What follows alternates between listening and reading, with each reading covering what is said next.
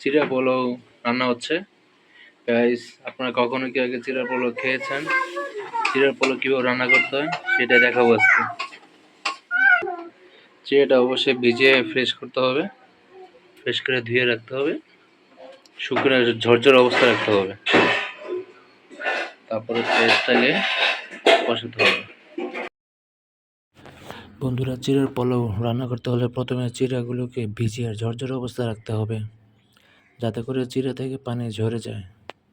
প্রথমে রসুন পেঁয়াজ কড়াইতে নিয়ে প্রয়োজন মতো তেল দিয়ে ভাজতে হবে, তারপর ডিম ভেজে নিতে হবে। বন্ধুরা, প্রয়োজন অনুযায়ী পেঁয়াজগুলো, কাটা পেঁয়াজ যেগুলো আছে এগুলোকে দিয়ে দিতে হবে। আপনার পরিমাণ মতো আপনি পেঁয়াজ দিয়ে দিবেন। এখন গরম মশলা দিয়ে দিতে হবে।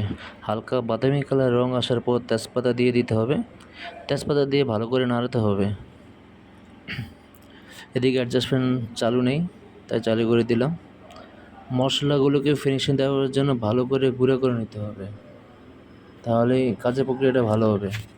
যে কোনো শক্ত মশলাকে আপনারা এইভাবে পাটা দিয়ে গুঁড়ো গুঁড়ো করে দিতে পারবেন, এতে খুব দ্রুত এগুলো গুঁড়ো হয় এবং রান্না করতে সুবিধা হয়।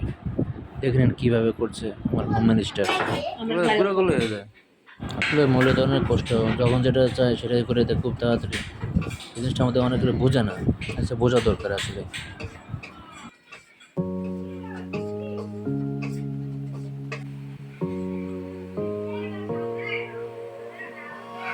বন্ধুরা, এখন পরিমাণ মতো মরিচ দিয়ে মশলাগুলোকে নাড়িয়ে দিতে হবে।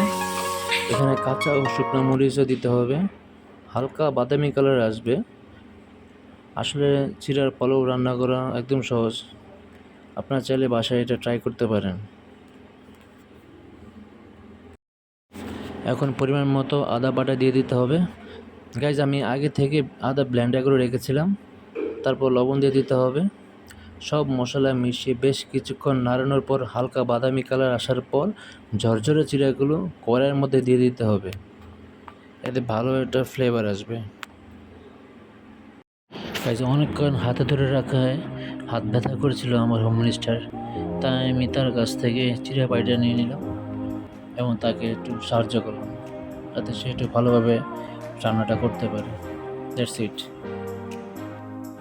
বন্ধুরা, আপনাদের উদ্দেশ্যে একটা কথা বলি, যখন আপনাদের হোম মিনিস্টার রান্না করবে, আপনাকে কিছু ভালো কিছু রান্না করে দেবে, অবশ্যই তার পাশে থেকে তাকে একটু হেল্প করবেন, তাকে একটু সাহায্য করবেন, যাতে তার অনেকটা সাপোর্ট হয়, সে কাজে আগ্রহী পারে এবং আপনাকে ভালোভাবে রান্না করে দিতে পারবে সবসময়। এটাই আর কি। বন্ধুরা, এখন প্রয়োজন মতো লবণ দিতে হবে, চিনিও দিতে হবে। নিম্নে 2টা ডিম লাগবে। সব কিছু রেডি হয়ে গেলে চিড়াগুলো কড়াইতে দিয়ে ভালো করে নাড়তে হবে। প্রয়োজন মতো লবণ দিতে হবে, চিনিও দিতে হবে। নিম্নে 2টা ডিম লাগবে। সব কিছু রেডি হয়ে গেলে চিড়াগুলোকে কড়াইয়ে দিয়ে ভালো করে নাড়তে হবে, এতে করে জিনিসটা সুস্বাদু হয়ে উঠবে। এখন ডিমটাকে পিস পিস করে কেটে দিতে হবে। আপনারা সময় পেলে রেসিপিটা রান্না করবেন, বিকেলের নাস্তা হিসাবে রেসিপিটা খুবই সুস্বাদু। সবার শেষে ডিমটাকে দিয়ে ভালো করে নাড়িয়ে দিতে হবে। এভাবে তৈরি হয়ে যাবে চিড়ার পোলাও। আর আপনার বিকেলের নাস্তা হিসাবে সবাই নাস্তাকে আপনারা এনজয় করে খেতে পারবেন। ফাইনালি তৈরি হয়ে গেল চিড়ার পোলাও, খুব সুন্দর এবং সুস্বাদু দেখতে।